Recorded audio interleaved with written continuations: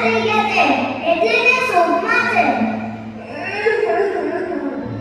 Mummy माँ सब क्यों होती है मारी पप्पा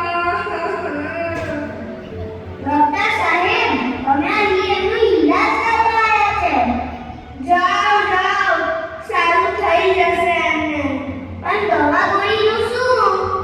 WhatsApp પર મોકલી દઈશ વાંચી લેજો અને અગર તમે તમારી મમ્મીને બહુ પ્રેમ કરતા હો તો એ મેસેજ બધાને શેર કરજો.